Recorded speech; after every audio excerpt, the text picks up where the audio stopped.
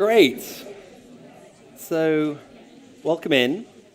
So nice to shift from that energy of sort of going to our phones, going into our own thoughts, just connect with the people that are here. All sorts of beautiful people at the show today. So, nice to introduce yourselves. Great. My talk is called Powerfully Peaceful, Mindfulness, Performance, and Potential. And I want to start with my two passions. My two passions have really stayed the same since a really young age, and they are witnessing the unfolding of human potential and the pursuit of excellence. And this is really what fueled my interest in my teen years in meditation. And just to give you a little bit of an outline briefly of how I came to be doing what I do now.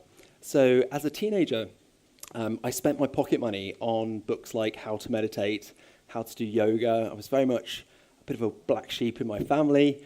I was also super interested in crop circles and mysteries and aliens and all of that sort of stuff. And then I was lucky enough to be working out in a kids camp in the States. And there I met an Australian Reiki master. And he ended up teaching me and a few friends Reiki over the course of the summer. So I was about 18, 19 at this point. And a couple of years later, I did a few more trainings with him and then became a Reiki master myself and started doing healings and teaching meditation and so on, because Reiki is actually taught through meditative principles. And Reiki, as much as mindfulness, is really a skill of embodiment. So we learn to take our awareness from the external orientation, which the human eyeballs looking out tends to send us into the internal aspect of self. So I did my Reiki thing. I was also studying law at the time. So I was at Bristol, studied law, came out, decided that I wanted to become a barrister. So I went to the Inns of Court School of Law, studied for the bar, and became a barrister at 12 King's Bench Walk, where I practiced for 8 years. And I was very much the weirdo in chambers that talked about energy too much, that had long hair. And I got to really pursue this kind of pursuing excellence and discipline as a barrister. But it wasn't kind of doing for me what I wanted it to do for me on the witnessing the unfolding of human potential. And so one day I was walking through the car park at the Inner Temple just down the road, and a friend of mine came up to me and he said, "Oh, hi Neil, haven't seen you for ages." Hadn't seen him since bar school. And he said, "Oh, I hear you're one of the rising stars of the civil bar." It was kind of news to me. But what actually happened in my head when he said that to me, it was like a penny dropped. I had this insight. My star is rising in the wrong field. I have to get out. So 5 months later, I had wrapped up my civil law practice, and I went back to kind of nothing, really. I did some traveling. I went into a sort of exploratory mode. Luckily, I had just met my meditation teacher, who I've been training with for the last 12 years now. And she really allowed me to go back into deep listening, just to myself, and go back into the question, who am I? And then let everything else emerge from that. So for me, mindfulness is not just about sitting quietly for 10 minutes and, dealing with our thoughts and our preoccupations and navigating that internal space. It's also a modality which can help us resource ourselves for action in the world. So remember that mindfulness is a compound word. It means mindful presence and mindful response. Yeah? So it's not just about presence. Amazing foundational aspect of mindfulness is to generate the capacity for increased presence. But then comes, what are we going to do with it? What's our action in the world? What's our response from there? And so for me, that's been really why my interest in mindfulness has grown and deepened over the years. So that's me. I've also started to, in 2012, I founded a business called The Conscious Professional. So I work with corporates doing trainings on mindfulness and resilience and well-being. And even that idea to do that practice back in 2012 came to me in a meditation. And it made no sense at the time. It was literally, this is the name of the business, and you're going to be teaching mindfulness. I was like, nobody was really into mindfulness. 2012, no one really wanted it. I went to the marketplace with this big mindfulness course, and people were like, we don't know what it is, but we definitely don't want it. So I was like, okay. So I had to kind of rework it. I started teaching resilience and sliding a bit of mindfulness in, and then just waiting for people to kind of to wake up to the fact that mindfulness is actually part of this bigger revolution in consciousness that we're all playing into at this time in our history. So it's great to be kind of riding that wave with all of you. There are 3 gifts of mindfulness. I just want to start with them. The first one is it allows you to be with more of the content of your experience. Yeah, have you heard of that study where people were asked to hang out with their thoughts for 15 minutes, or during the time where they were kind of on their own with their thoughts, they could give themselves an electric shock? You heard of that study? So you're either going to just sit there and just be with yourself and hang out, or you could shock yourself. And they get given the shock in advance, and it's a painful shock, and they all concluded that they would pay not to be shocked again. So 2/3 of men and 1/4 of women shocked themselves in preference to hanging out with their thoughts. Yeah, we really don't like hanging out with the content of our experience. There was one guy in that study who shocked himself 190 times. Anyway, so mindfulness is kind of saying, okay, we're going to turn the lens from looking outwards to looking inwards, but it also gives you the map, right? You know, that's why we practice mindfulness. We learn about the principles of it. We think about the attitudinals of it, because we're really learning the map of how do we navigate this messy interior consciousness that came along with this food body that we walk around in. How do we navigate it? And mindfulness is saying, actually, it's okay to hang out with the challenges that we find in this internal world, as well as the kind of pleasurable, blissful experience that we might also have. There is a way of being with sadness and sorrow and depression and anxiety in a way that's actually bringing compassion back to ourselves and widening our window of tolerance, what we can actually be with in our lives. The second one is it allows you to see the nature of experience. So it allows you to see the true nature of what's going on. So just to give an example, often we get into a situation, whether at work or at home, and a bit of conflict arises. Now, for most people, when we enter into a conflict scenario, our fear response comes online. We start being reactive.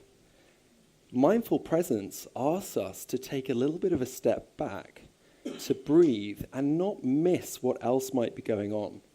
So if I'm going straight into judging, I might be thinking, oh, this is really obnoxious what this person is saying to me. And I go straight into you're wrong, this is why you're wrong, and I'm fighting, I'm in it as well. So what we really are looking for is, can I be more present in that moment so I can see that that person is also suffering? That there may be something else, another way into this conversation, rather than me raising up into my fear response and meeting you there. So a compassionate way of being with myself, because it's not fun for me to hang out in me, in my stress and anxiety, but also a gift to the other person, that within my presence, in the space of my presence, we might be able to generate something new. We might be able to create something different. And I think in our world, we need more of these types of conversations, more capacity for difficult conversations, more capacity for conflict. And the third one is it allows you to become the awareness itself. Yeah, so all of the wisdom traditions are pointing towards the union of all things. The foundational aspect of these wisdom traditions is saying we're not as separate as we think we are. Subject and object within meditation practice at a certain point merge. And this is a very interesting thing to practice with. So this is some of the deeper aspects of mindfulness, but this is the potential of it. It's connecting. It's relatedness. It's about all of us. It's about community. It's about us as a species coming together as a shared consciousness. For the first time in history, with the internet and the digital revolution, we have the capacity to engage with the world as a species. We've never had that before. So we're going to do a little practice. And this one is a practice of embodied presence. And for this one, I would like you all to stand up. So just pop your notes down anywhere and stand up. And this is an eyes open embodiment practice, bringing presence consciously into the body. Okay, so the first thing we want to do, we've been sitting down for a little while, is just get a sense of the weight of your body. The first thing to start with is the simplest thing. So the weight of the body pushing down into the floor, just to get a sense of that gravity. And as we go through this, we're actually going to be moving through 3 different dimensions and then 1 organizing principle. So we're going to go through centering in our length, then in our width, and then in our depth, and then we're going to bring on board the organizing principle of intention. Okay? As we do this, I just want to put out there that this is a compassion practice. The awareness that we're bringing into our body, we're not armoring up here. We're bringing compassionate awareness into the body. So in Buddhist terms, it's a practice of loving kindness. Okay, so as we center in length, I just want you to get a sense of your full length of your body. So from the top of your scalp all the way down to the soles of your feet. And just get a sense of it. Allow your awareness just to inhabit your full length. And you may get a sense of just the spine aligning a little bit. You may have a small sense of growing taller. And if you don't, that's fine as well. So just being with what's there as you just notice your full length. Practice of embodiment are really about bringing our awareness into our interior spaces and remembering to inhabit them, to remember them, to incorporate consciously. We're then going to move from length to width, so it's from the outside left of the body to the outside right of the body. So just get a sense of your width. Width is how much space we're comfortable taking up in the world. So just get a sense, the full body. Remember, the width is not just from here to here, it's from that foot to that foot, it's this side of the head to the other side of the head. Bring yourself into that second dimension of width. And just breathe compassionately through this practice. And our third dimension is depth. So we're going to be centering from the front of the body to the back of the body.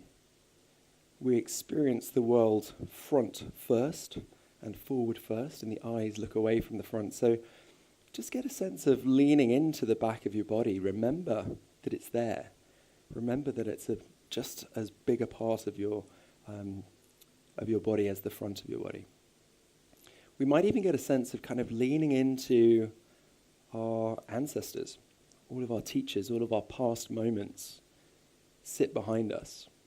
Just noticing, oh, here I am. I'm also being organized in this dimension in time. And we might also notice that ahead of us lie all of our future moments. So all of our potential lies directly ahead of us, and it's open for us to step into. And as we consciously bring our awareness into all of those dimensions and we assemble ourselves here, just notice if there is one particular intention that you have for yourself right now. Could be something for today, could be a longer term goal, but just notice, what's my intention in this moment? What's bubbling up? And maybe it's not something that you thought of or thought would be your intention. Maybe it's something a little bit quieter that your body is whispering to you.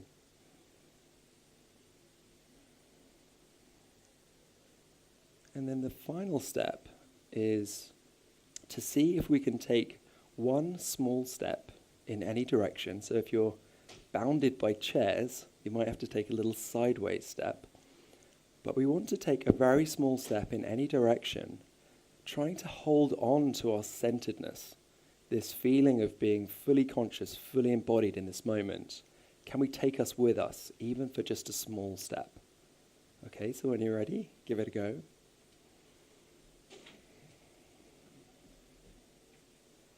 And if you lost any of that feeling of centeredness, just bring it back.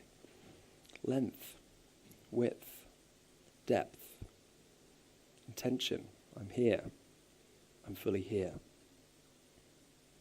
Great, and now we can let that go. give it a shake if you need to, and we'll come back to sitting. So when we do a practice like this, what we're doing is we're bringing the awareness into the body, which allows us to bring all of our resources online. A lot of the professionals that I work with see themselves as kind of a brain on legs. And it's almost like the body is an inconvenience that's being carried around from meeting to meeting. So this is the practice of welcoming our awareness back into the full body and then bringing our resources online. We experience the world through all of the body, not just through the brain. And if we're only working with our cognitive aspect, we're missing out on wisdom. Wisdom needs to be embodied wisdom at this point in our journey. Okay? So this is an experiential version of being powerfully peaceful. And this idea of being powerfully peaceful, for me, was really the design inspiration behind all of my work, really. The Conscious Professional was really about saying, look, there's another way to inspire excellence in people that is not all about high stress. There's another way of looking at solving our solutions, solving our problems, being creative, that is profoundly compassionate and peaceful, but as a result is also producing better results.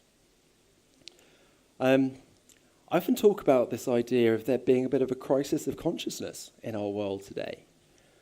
What do I mean by that? So consciousness, we can define that in lots of different ways, but my definition is basically everything that's happening on the inside of a human being. So your thoughts, emotions, your beliefs, your mindset, your dreaming, your self-talk, all of that's within the sphere of your consciousness. I can't see what's happening in yours, you can't see what's happening in mine. And we're really good at masking what's going on. Yeah, so we often seem like we're confident or happy or whatever, but that may not describe our internal experience and our authentic reality. Part of this crisis is, the symptoms of it. People complain about incessant thinking. So lots of people that I coach these days feel like they're the victims of their cognitions. There's no relief from thinking. And as a result, this keeps us in a sort of level of frenzy, of mind activity, where we think we're being productive and working on our problems, but actually we're just generating a lot of waste energy. We're degrading our chi. We see high levels of anxiety, stress, and burnout in our workplaces, some of the obvious ones. We also have some deeper anxieties going on in the world. And these are things that we don't necessarily always look to because we've got enough going on in our own little world. But there are deeper anxieties in the human condition based on political conflict, Brexit, I hate to say that word here, global unrest, climate change. These are disturbing things that are part of our reality. And mindfulness means that we have to be open and aware of it all. Mindfulness is not an escape route into bliss. It's a way of being with everything that is. So being with the nature of our true experience. People also suffer from poor sleep, and then this disconnection from breath and body that we've already looked at through this practice of embodiment. And that's why mindfulness and yoga and these things that are coming through are so important at this point, because we need to become an embodied social system. We need to become an ecosystem that actually feels itself to be connected to one another and to everything else, including the planet. A few complications with our crisis of consciousness. So the first one, the crisis is unspoken because we're socialized to hide our vulnerability. We're getting better at this. So I've been talking about this type of stuff since 2012, and we were useless at that stuff then, and we have got quite a lot better even in the last 7 years, which is fantastic to see. But that's a challenge for us. It's a challenge for us to notice that when we share our vulnerabilities, it not only opens something for other people, but as a group we become stronger because we've got more truth in the picture. Yeah? So when we're withholding of our actual reality, there's less truth for everyone else to work on, and therefore this system doesn't work as well. Yeah. So vulnerability is something that we're practicing. We're able to come forward a little bit more. We're still a bit trapped in this busy, important delusion, particularly the people that I work with in corporate settings. There's this idea that the busiest person in the room is the most important. When I was a barrister, the second question that you always used to ask another barrister on the train when you met them going to court or whatever, so they'd say, "How are you?" And then they'd ask, "Are you busy?" And then when someone asks you, "Are you busy?" as a barrister, you sort of had to say, "Oh yeah, I'm sort of drowning under glamorous work. It's just awful. I've missed all of my kids' plays," and all this sort of stuff, to justify your importance. And I think in our society we can sometimes play into that, which then implies that actually the destination that everyone's pointing to is being the busiest person. I'm not sure if that's a great destination for us to be going in. We should probably, if there is a goal or a destination here, we should be looking at, well, who's the most calm, collected, and got it all under control at this point? Everything's in control, been delegated, I've sorted things out, feeling quite calm, thank you. Would be a weird response to "Are you busy?" But I think that's maybe a better destination for that conversation. If we're going to set some sort of paradigm out there, let's make sure that we've got the right destination. Really interesting one for me is that as a society, and particularly in high performance areas, we've collapsed the idea of high performance and high stress. And what I mean by that is most of the role models that we saw as we were growing up and coming into work or your family, whatever, when people were really on it, the peak performance, they were usually also highly stressed whilst they were doing it. And I think the message that we got was, in order to perform at a high level, you have to be highly stressed. Which is kind of bonkers, right? Doesn't really make sense. If you said that to a martial artist, they said, right, to be the best in this fight, you need to be more stressed than the other guy. They would laugh at you. As a martial artist, you want to be more grounded, more centered, more aware, more present than the other person. Completely the opposite. Because I want to feel the thought of the punch in the mind of the other person before they've even thought it. And so I'm out of the way before they've even thrown the punch. And this is the paradigm of being powerfully peaceful that I'm talking about. Because there is another way. There is another way that we can move towards high performance, which isn't about holding on this tight. It can be about being this present. There's a potency in the silent spaces when we come into contact with each other, when we bring all of our resources online. We can show up, we can embody ourselves in different ways. And what emerges from that space is much more interesting. So I think that's another thing just to kind of think about.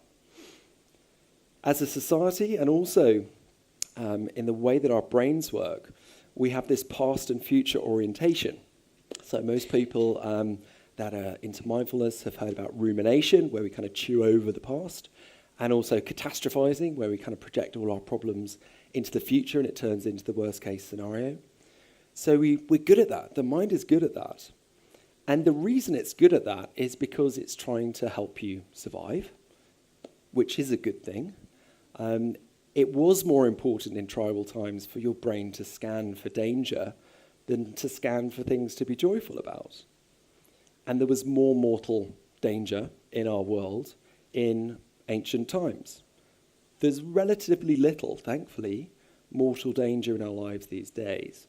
Yet our body responds to stress and fear as if we're going to die. So there's really no way around that other than noticing it and bringing our practice to it and noticing that there's a different route. We don't have to take the adrenalized amygdala route into emergency. We can notice that the alarm has gone off. We can ask ourselves, am I in danger? Just to yourself, am I in danger? You're probably not in danger. And then you can figure out, okay, well, what is my actual response? What do I choose here? Coming back to choice, taking presence, taking spaciousness, taking a breath in order to do so. And we're also chronically digitally distracted, so that's a whole different talk. So we won't go into that in too much detail. So mindfulness for me it's a lot of things, but it's become a sanctuary. It's a resource in my life. It's somewhere where I can go to gain perspective, solutions. My creativity lives there as well. But mindfulness does a lot more than that. So it bridges our external and internal world. It helps us to develop this craft of consciousness. So the navigation of our internal spaces. We need to be as skillful in our internal spaces as we are in our external spaces. We've already talked about the powerfully peaceful paradigm and also it being a path to wisdom. So let's look at the science just for a little bit. So I'm sure you've heard lots about the neuroscience around mindfulness. There are so many studies going on at the moment where it's being shown that mindfulness practitioners are growing different areas of their brain that are involved in our human rational thinking. And that's good. We need more of that. The part of the brain that sends us into the emergency stress cycle, the amygdala, has also been shown to shrink with regular mindfulness practice. And that's a good thing as well. We don't want to be on a sort of hair trigger alert for mortal danger. We've got lots of studies coming out showing the benefits in terms of physical health and mental resilience. We know all of the great science around what it can do with stress. Most of the studies were of the MBSR program, showing that anxiety responds beautifully to an 8-week mindfulness course. We also know now that depression can be eased in many cases through practicing mindfulness. So this is all really exciting. Better decision making. So there was a really interesting study where they looked at the decision makings of these finance guys who were being scored on whether they threw good money after bad on their deals. And the people who practiced mindfulness rather than the control group were much better at pulling their money out rather than throwing more money down the drain. And that's a really interesting one for professionals in particular in terms of good advice. Actually being present with what's happening, being authentic in your response is so important. Studies in terms of creativity as well. So we know that mindfulness helps us to attend better to tasks. It enables us to have more divergent thinking, so more abstract ideas, more associations are made in the brain when we give creative tasks spaciousness. But we're also more resilient to negative feedback and skepticism from people about our projects. Yeah, so we build our own courage with our creativity. And often we're a bit closed off with our creativity. We don't like to share it. It's a very vulnerable thing for us to do. And then finally, it's helping us to become more calm, cool, and compassionate. So Kristin Neff has really been leading the charge with all her studies around compassion and self-compassion. But these are really important studies which are happening at the moment, showing that actually we become more resourceful, we become better able to perform tasks when we're compassionate and not the opposite. I think we've always feared the opposite. So what are our solutions? So we're looking for powerfully peaceful leaders, writing a book at the moment called Conscious Leadership. And it's all about this paradigm, about us doing our own work at this point. We need more men in particular, but also women meditating. Men are outranked 2 to 1 by women in terms of meditators at this point. We need a discourse of compassion, not contempt. So in terms of how we resolve our conflicts and our challenges in the world, social media has made us quite polarized, and we need to bring compassion back into our conversations. It's time for everyone, I think, that is standing for this change in our world, change in our consciousness, to make it known to themselves by doing their own work. Having your own practice of equanimity does not need to be mindfulness, whatever it is for you. But we need to have a practice that is personal and is a resource for you to draw on. And finally, we need to overcome our intelligence, and then we stand a chance of becoming wise. I wanted to show you all these new role models, but I've run out of time, so I'm just going to flick through them. There's lots of cool people doing lots of meditation. I think these slides will be available afterwards. So remember, mindfulness allows us to be with more of our experience, and that can only be a good thing. It allows us to see the nature of experience, and it also allows us to become the awareness itself. So my name is Neil Seligman. It's been a pleasure talking to you this afternoon. There are lots of ways you can connect with me, which are on the slide here. I'm teaching a class at 3:20, I think, in the creative calm space just downstairs. And I'll be doing a book signing at 4 at the Blackwell stand, I think. So I hope to see you around at the show. Thank you very much for being here. Thank you. Thank you very much.